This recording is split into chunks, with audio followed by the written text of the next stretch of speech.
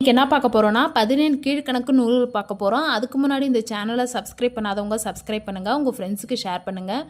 எக்ஸாமுக்கு ரீகால் பண்ணுறதுக்கு இந்த சேனல் ரொம்ப யூஸ்ஃபுல்லாக இருக்குங்க. வாங்க என்னன்றது பார்க்கலாம். நாலடியார் எழுதுனது யாருன்னா சமண முனிவர்கள். நான்மணி கடிகை எழுதுனது யாருன்னா விளம்பி நாகனார். இன்னா 40 கபிலர். இனியவை 40 பூதஞ்சேந்தனார். திருக்கடுகம் நல்லாதனார். ஏலாதி கனி மேதாவியர். முதுமொழி காஞ்சி கூடலூர் கிழார். திருக்குறள் திருவள்ளுவர்.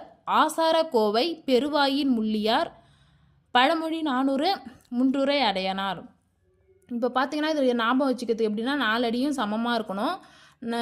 நாகம் கடிச்சிச்சுன்றது ஞாபகம் வைங்க. இன்னும் 40 சொல்கிறது யார்? கபிலர். இனிப்பு இருந்தாங்கன்னா வந்துடும், பூதம் வந்துடும். நல்ல திரியாக இருக்கணும். 7ங்கிறது கணிதத்தில் இருக்கணும். முதுமைங்கிறது கிழவரான முதுமை ஆகிடுவோம். திருக்குறள் திருவள்ளுவர் இது ஜென்ரலாக தெரிஞ்சது தான். ஆசார ஆங்கிறப்ப என்னது பெருசாக வாய் ஓப்பன் ஆகுது, பெருவாயின் முள்ளியார். பழமொழி 400 பழமொழி சொன்னால் என்ன அது அரைஞ்சிருவாங்க, அதாவது முன்றுரை அறையனார். இந்த சேனல் உங்களுக்கு பிடிச்சதுன்னா அப்படியே லைக் பண்ணிவிடுங்க. தேங்க்யூ.